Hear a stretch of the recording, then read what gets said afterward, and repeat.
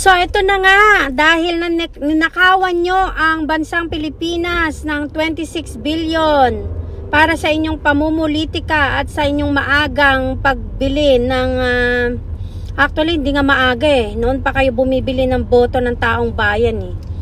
So, ito lang masasabi ko. Ang masaklap dyan na katotohanan, nangangating ulo ko sa inyo. Kahit na bilhin nyo ng ilang daang pesos, ilang thousand pesos ang taong bayan ng ayuda nyo, hindi pa rin kayo iboboto ng mga yan. Yan ang masaklap na katotohanan. Kasi napayuhan na yan sila ni PRRD na kunin nyo lang yung ayuda, pero wag nyo silang iboto. Maging matalino kayo. Tignan nyo yung track record.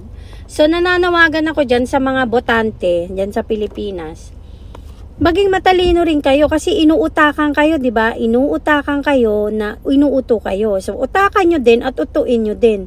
Kunin nyo yung pera, kunin nyo yung salapi, pero wag nyong iboto kasi wala naman nakabantay sa inyo pag binoboto kayo, 'di ba? So kung ano yung paraan na ginamit sa inyo, inuutakan kayo, inuuto kayo, ganun din gawin nyo.